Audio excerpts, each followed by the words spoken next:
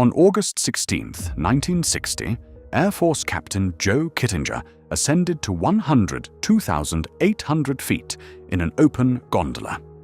During the climb, his right-hand glove lost pressurization. He had a choice: abort the mission, turn back, go home, live to fly another day, or continue with an unprotected hand exposed to near vacuum conditions. He continued, not recklessly, deliberately, because he believed the science. The hand became painful and useless, swelling as the mission progressed. But it didn't explode. After his record-breaking parachute jump and return to lower altitudes, the hand returned to normal. Everyone thinks astronauts explode in space without a suit. That image is burned into our minds from decades of Hollywood science fiction. Kittinger's experience shows the reality is completely different, and honestly, more interesting than the myth. What will happen is far more specific. Your body will experience two main effects, one that looks like the myth and one that kills you. You'll understand the real physics of vacuum exposure in the next few minutes. This matters because Hollywood has taught us the wrong science. In 2001, A Space Odyssey, when Dave blows himself into the airlock without a helmet, the film shows him surviving without exploding. And that part is actually correct. But countless other films show bodies bursting in space, and that's the image we carry. When we understand what actually happens, we can appreciate why pressure suits work the way they do, and why the engineering behind them is so precise. Let's start with the timeline. You have about 15 seconds of consciousness. That's it. The reason is simple. Oxygen-deprived blood takes roughly 14 seconds to travel from your lungs to your brain.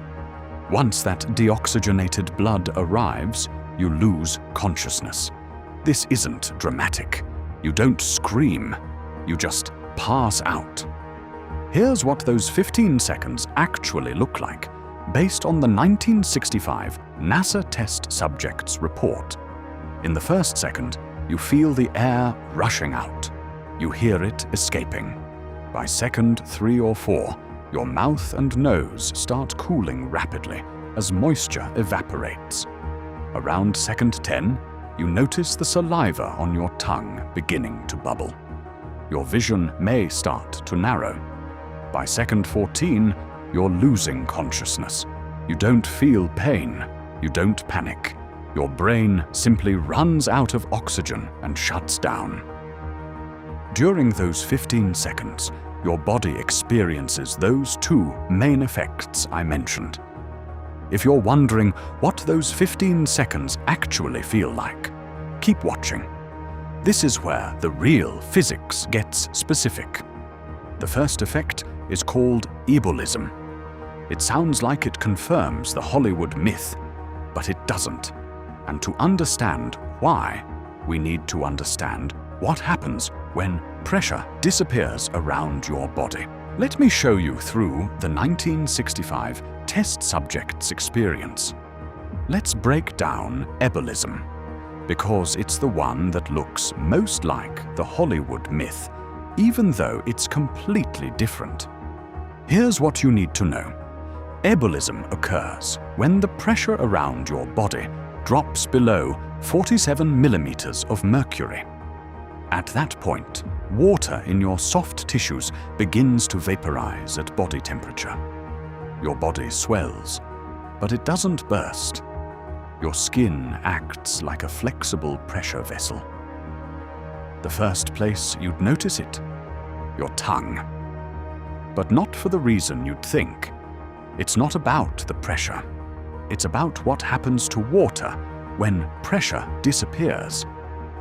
The tongue is one of the most exposed, moisture-rich surfaces in your body. The mucous membranes are thin. The surface area is large. There's no protective layer of skin. When pressure drops, the water on your tongue reaches its boiling point instantly, not because of heat, but because of pressure. In 1965, a test subject at NASA's Manned Spacecraft Center faced a nightmare scenario. His spacesuit leaked during a vacuum chamber test. The chamber reached near vacuum conditions, less than 1 pound per square inch. He remained conscious for about 14 seconds, long enough to know what was happening. He could hear the air screaming out of his suit. He could feel his body swelling. And then, in those final seconds before losing consciousness, he felt something unexpected. The water on his tongue beginning to boil. He could feel it bubbling. Not hot, just bubbling. That's not a figure of speech. The saliva on his tongue actually boiled. He could feel it bubbling. Not because it was hot, but because the pressure dropped below the vapor pressure of water at the body temperature. The same thing would happen to the moisture in your eyes, in your mouth, and in the tissues just beneath your skin. Your tongue is simply the first place you'd notice it because it's so exposed and so sensitive. Your body would swell to roughly twice its normal size. But your skin's elasticity prevents rupture. You don't pop like a balloon. The swelling is mild, reversible, and painless if repressurization happens quickly enough. Now, what about your blood? This is the question that separates myth from reality. Most people assume it boils instantly. But here's the thing. There's one thing keeping it liquid, and it's the same thing that keeps you alive in the first place. Your blood doesn't boil as long as your circulatory system keeps functioning. Blood pressure in your vessels exceeds the vapor pressure of water, even in a vacuum. That one thing? Your heartbeat. The same rhythm that's been keeping you alive since before you were born. As long as it's pumping, your blood stays liquid. In space, your heartbeat becomes your lifeline. Literally the only thing standing between your blood and the vacuum. That's the kind of detail Hollywood misses. And it's the kind of thing I want to know what you think about. Drop a comment. What's the most surprising thing you've learned about space survival? But here's what I haven't told you yet. Those physical effects, the swelling, the vaporization, they're not what kills you. The real killer is something else entirely. The problem is oxygen. Hypoxia is the real killer. After 15 seconds, you're unconscious. Your brain is starving for oxygen. After 60 to 90 seconds, permanent brain damage begins. This is the window. Miss it, and you don't come back. Not dead, but changed. The person you were, gone. This is why astronauts train for years. This is why every second of a spacewalk is choreographed. Because the margin between survival and permanent loss is measured in seconds. If you're repressurized within that window, you can make a full recovery. The 1965 test subject did. The chamber was repressurized to the equivalent of 15,000 feet altitude within 15 seconds of his losing consciousness. He woke up and recovered completely.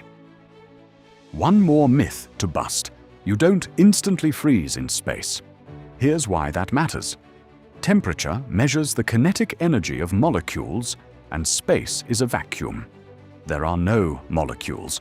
Heat transfer requires a medium, and in space, you can only lose heat through radiation, which is slow. A vacuum actually acts as an insulator, like a thermos bottle. If you're in direct sunlight, one side of your body could be 248 degrees Fahrenheit, while the side in shadow drops to negative 148 degrees Fahrenheit. But you won't feel either extreme immediately. The real radiation concern? It's not temperature, it's ultraviolet radiation, which would give you a severe sunburn on exposed skin. The most vulnerable part of your body is your lungs. If you hold your breath before exposure to vacuum, the air in your lungs expands rapidly and can rupture the delicate alveoli. Scuba divers face the same risk when ascending too quickly. The rule in both cases is the same. Never hold your breath during decompression. Pressure suits solve these problems through elegant engineering. But here's the counterintuitive part. A spacesuit doesn't need to match Earth's air pressure to keep you alive. In fact, it operates at less than a third of sea level pressure. So, how does that work? The core principle is simple. Exert external pressure on the body to prevent tissue expansion and fluid vaporization. A pressure suit doesn't need to match sea level atmospheric pressure to work. Spacesuits used during EVAs on the International Space Station operate at just 4.3 pounds per square inch of pure oxygen. That's less than a third of sea level pressure. But it's enough. The external pressure restrains the body and keeps water in soft tissues from vaporizing. There are two basic types of pressure suits. Partial pressure suits use form-fitting garments with inflatable capstan tubes. Think of these tubes as emergency restraints. When cabin pressure drops, the tubes inflate and squeeze the body, preventing expansion. The suit doesn't provide oxygen. That comes through an attached helmet and mask. High-altitude pilots have used partial pressure suits for decades. Full pressure suits are self-contained environments. They encase the pilot or astronaut in a pressurized envelope. Everything needed for survival exists within the suit. Breathing oxygen, pressure regulation, and for spacesuits, heating and cooling systems. Modern high-altitude aircraft, like the U-2 and ER-2, use full pressure suits pressurized with air rather than pure oxygen to reduce fire risk. The difference between these two suits becomes obvious when you look at two real scenarios, one where the suit is a backup plan, and one where it's the only thing between you and death. Here's how engineers solved each problem differently. A U-2 pilot at 70,000 feet wears a full pressure suit but still sits in a pressurized cockpit. The suit is backup protection. If cabin pressure fails, the suit inflates automatically. The pilot can still operate controls, though movement becomes more difficult. The suit pressurizes to about 3 pounds per square inch above ambient pressure, just enough to prevent ebullism and maintain consciousness. The pilot stays in the aircraft and lands. If something fails, the pilot has time to react, to descend, to survive. An astronaut on a spacewalk outside the ISS operates in a completely different environment. There's no backup, no safety net. The spacesuit is the only thing between the astronaut and vacuum. One tear, one seal failure, and you have seconds to respond before the laws of physics take over. It must provide full life support, oxygen, pressure, temperature control, and protection from micrometeors and radiation. The suit pressurizes to 4.3 pounds per square inch of pure oxygen. That's enough to breathe and work, but low enough to allow arm and hand movement. A higher pressure would make the suit too stiff to bend. The astronaut must be able to use tools, operate equipment, and work for hours. The engineering trade-off is always the same. Enough pressure to survive, low enough pressure to move. The U-2 flies at about 70,000 feet, where atmospheric pressure is 4.3 pounds per square inch. The cockpit maintains pressure equivalent to 30,000 feet. In an emergency, the pilot's suit pressurizes to an additional 3 pounds per square inch while maintaining positive breathing pressure in the helmet's face cavity. Pilots breathe pure oxygen the entire flight to prevent nitrogen buildup in the blood, which causes decompression sickness.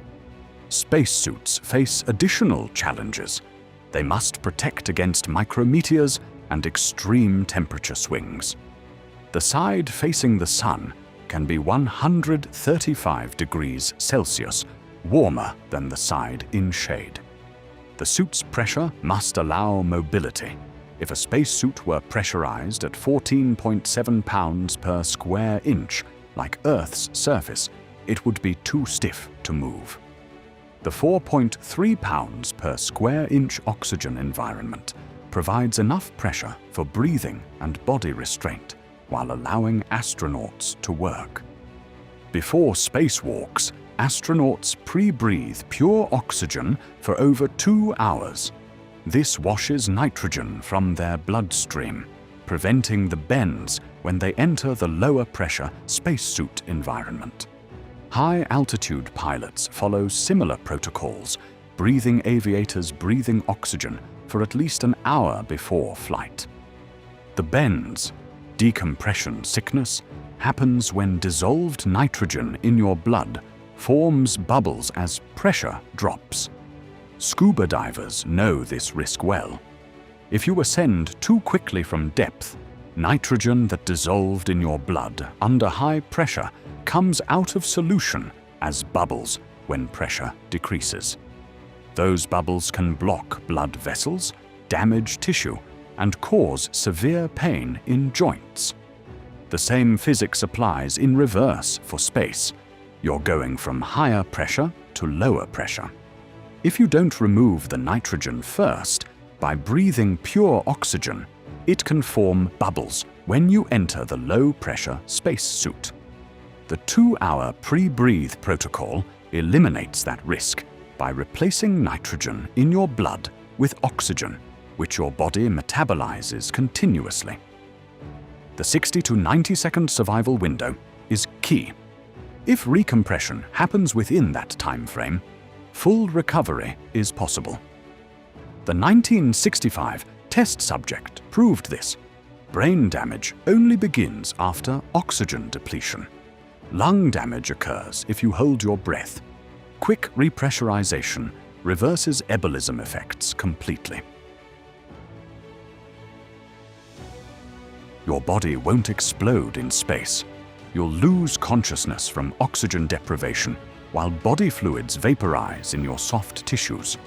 But pressure suits, elegant, precise engineering, solve both problems at once. They give us the ability to survive in the most hostile environment humans have ever explored. That's not just physics, that's human ingenuity. If you want more space science that separates fact from fiction, the real story, not the Hollywood version, subscribe. And if you want to see what happens when pressure suits fail, check out the next video. Because the engineering behind survival in space is only half the story.